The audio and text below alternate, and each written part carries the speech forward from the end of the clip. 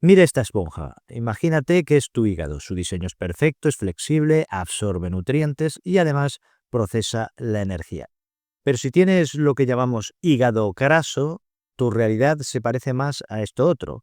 Está saturado, está inflamado y aunque sigue trabajando, lo hace forzado. En lugar de gestionar la energía limpiamente, este hígado de grasa se asocia a un estado de inflamación crónica. ¿Qué pasa con esto? Que afecta a tu metabolismo y también aumenta el riesgo cardiovascular. Si has notado que tu cintura se ensancha, que tienes una barriga más tensa, te baja la energía de golpe después de comer, o si por más que haces dieta te cuesta mucho bajar de peso, es frustrante, lo sé. Hacer esfuerzos, cuidarte y sentir que tu cuerpo no responde, pesa, pero no es que estés haciendo algo mal y no es solo genética, es que tu metabolismo está funcionando con el freno de mano echado, como si tu filtro metabólico estuviera sobrecargado. Soy el doctor Alberto San Agustín y vamos a agarrar esta esponja y la vamos a escurrir sin promesas mágicas, solo usando la fisiología de tu propio cuerpo. ¿En qué consiste esto del hígado graso? Primero, un matiz médico rápido. A esto lo hemos llamado siempre hígado graso, pero ahora muchos médicos preferimos llamarlo MASLD. Traducido, significa hígado graso por problemas del metabolismo. Sobrepeso abdominal, azúcar alto, triglicéridos, resistencia a la insulina.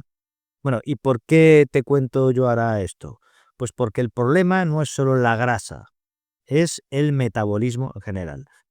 Imagínatelo así, tu hígado es el centro logístico de Amazon más grande de tu ciudad. Imagínalo. Entran camiones con paquetes, que es la comida, y salen furgonetas de reparto que llevan la energía. El hígado graso ocurre cuando entran 1000 camiones al día, pero salen 100 furgonetas. ¿Qué ordenará el gerente? Pues que se empiecen a apilar las cajas de los pasillos hasta el techo. Estas cajas son grasa acumulada. ¿Y dónde se acumula? Pues dentro del hígado, como estamos diciendo, pero muchas veces también en la zona abdominal. ¿Y qué traen estos camiones que entran? Pues el exceso de calorías en general es el problema de fondo. Pero hay un tipo de camión que contribuye especialmente a colapsar el sistema, que son las bebidas azucaradas que llevan azúcar y fructosa líquida. Y cuidado, ojo al dato, la fructosa es un tipo de azúcar que cuando se consume en exceso se metaboliza principalmente en el hígado y cuando abusas de ella, el hígado activa lo que se llama lipogénesis de novo. ¿Qué significa? Pues que tu hígado se convierte en una fábrica de grasa. ¿Por qué? Pues para intentar gestionar el exceso de energía que no sabe dónde meterla. Te cuento un caso típico cambiando los datos. Es Ricardo de 58 años. Entra en la consulta del médico, va tirando el cinturón porque ya no se le cerraba, tiene cara de preocupación y se sienta y le dice al médico: doctor, mira, tengo la barriga tensa, me siento hinchado, a veces noto una especie de molestia debajo de la costilla derecha, pero mis análisis dicen que las transaminasas están bien. Se refería a la AST, ALT o al GOT, al GPT. En ese momento, ¿qué piensa el médico? Piensa, este es el malentendido más peligroso que se ve en la consulta. Que sus análisis son normales no significa que no pase nada. Por eso hay que aclarar dos cosas que son importantes. En primer lugar, la paradoja de los análisis. ¿A qué me refiero? A que el hígado es muy resistente. Puede ser que tengas mucha grasa acumulada, lo que llaman esteatosis, y que tus transaminasas en sangre sean normales durante un tiempo. Si la ecografía te dice que hay grasa, es que hay grasa. No esperes a que la sangre se altere para tomártelo en serio. Y la segunda es una advertencia importante, la segunda. Ricardo tenía una molestia leve, pero escucha bien. Si tú tienes un dolor agudo y fuerte en la zona derecha del abdomen, si tus ojos se ponen amarillos, si tus heces empiezan a ser negras, si pierdes peso de golpe sin quererlo, esto no es solo hígado graso, no. Eso requiere una valoración urgente y has de ir al médico ya. Pero si es más bien una pesadez y es una barriga tipo balón, pues has de buscar 3 pistas que no son un diagnóstico, pero sí son señales de sospecha que hay que tener en cuenta. Primero, cintura alta, sobre todo si ha crecido en los últimos años. Y la ropa y los pantalones que antes te valían, ahora no, el cinturón tampoco. Segundo, acrocordones. Son las verruguitas en el cuello que se suelen asociar a la resistencia a la insulina. En tercer lugar, la fatiga postcomida.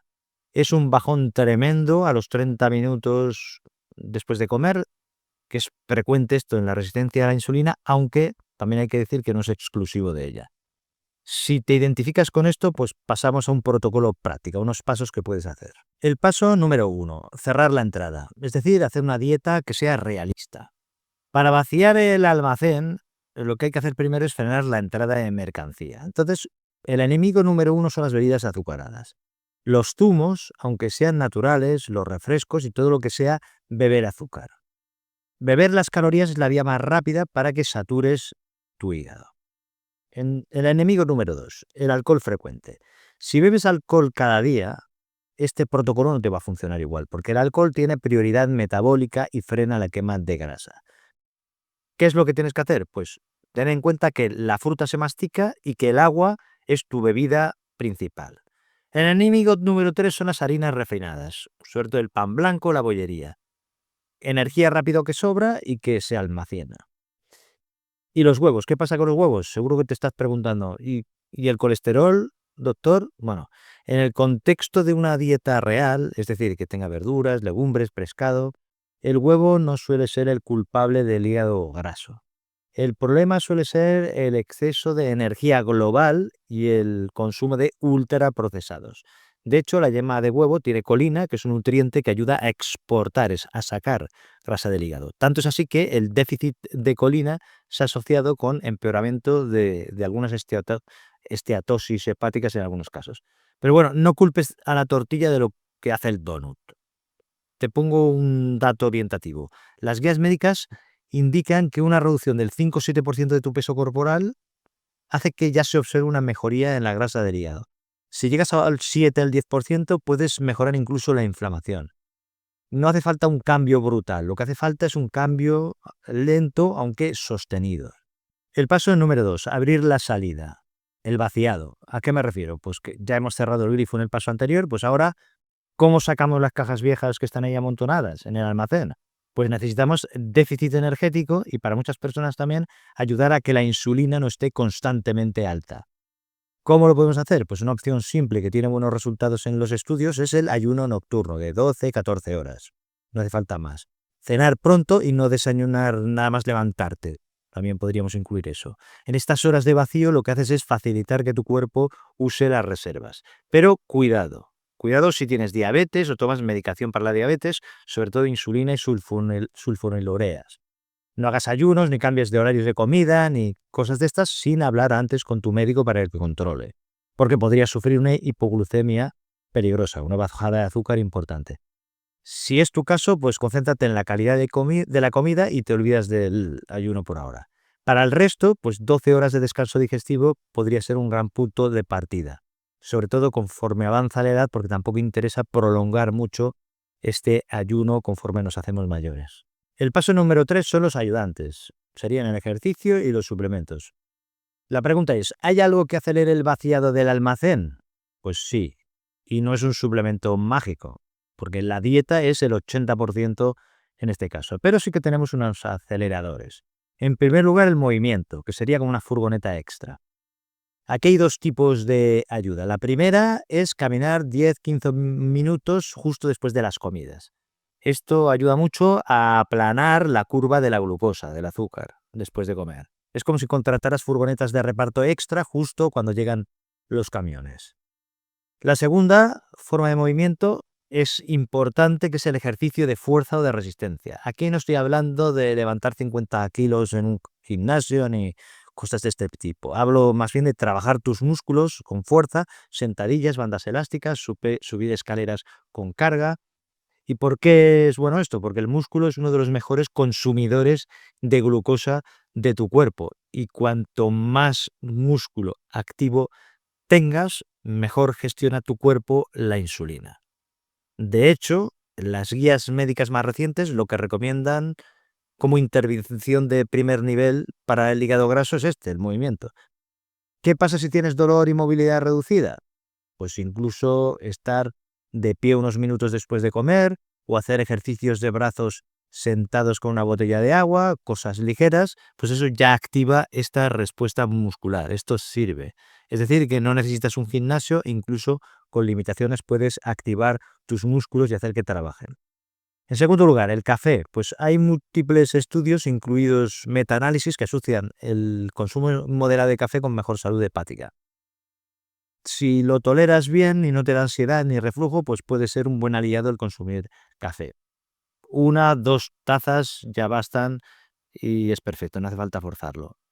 Tercero, ¿qué pasa con el cardo mariano? Pues tiene algo de evidencia, sí, pero es modesta y no es algo mágico. Si tomas cardo mariano sin cambiar la dieta, no te sirve para nada. O sea, úsalo solo como un apoyo si cumples los pasos anteriores, lo que he comentado.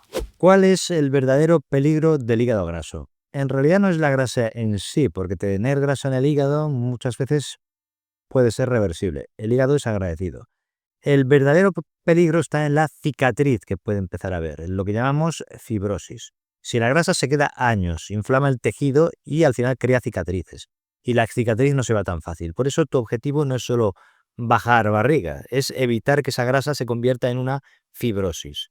Y tu médico puede estimar el riesgo de fibrosis con una analítica, un cálculo, a veces también con una elastografía.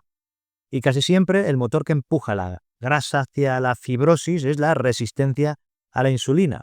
Y me preguntarás, ¿qué pasó con Ricardo? Pues hizo exactamente lo que hemos visto hoy. Cerró el grifo, abrió la compuerta y empezó a mover el cuerpo. Empezó a moverse. Y en unos meses la ecografía ya no era la misma. Si quieres saber si tú tienes resistencia a la insulina y cómo frenarla a tiempo, este es el vídeo que necesitas ver ahora mismo, que es el manual para salvar tu metabolismo. Un abrazo, cuídate y nos vemos en este vídeo.